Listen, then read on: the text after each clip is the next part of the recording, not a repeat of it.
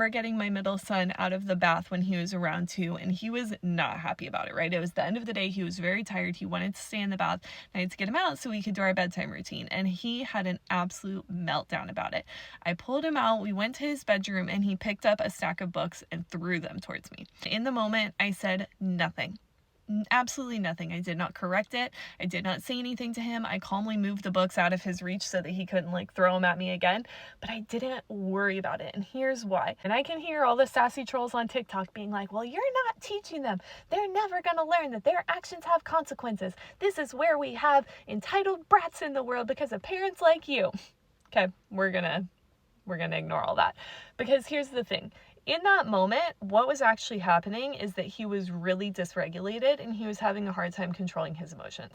So yes, I could have sat him down and given him a lecture about how we don't throw books. That's not kind. That's not respectful. You're being rude. You're going to go to timeout if you throw your books again. Blah, blah, blah, blah, blah, blah, blah. But that's not actually getting to the core of what was going on. So instead, I focused on co-regulating and helping him regulate his anger and frustration, because that was actually the root of the problem. The books were like the symptom. The co-regulating and him feeling dysregulated, not being able to handle his frustration, was the root of it. So by focusing on the root of it, ignoring the book throwing situation, then we actually get to a place where the next time he doesn't even throw the books because he knows how to regulate his emotions. Is this making sense? A lot of us, I think, get a little too held up on correcting every single quote unquote wrong or bad thing a toddler does.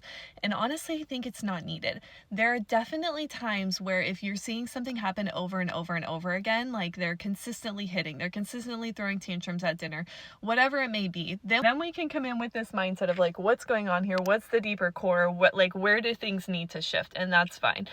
But every single little thing your toddler does that you don't want them to do does not need to be like a huge lesson. And in fact, if you do that, your toddler's going to start tuning you out because you're constantly correcting them all day long. And it's actually going to lead to way more power struggles, way more tantrums, and way more like testing the limit on behaviors, because they're going to be like, hey, are you serious about this? Or can I get away with it sometimes and not other times? Like, what's your reaction going to be?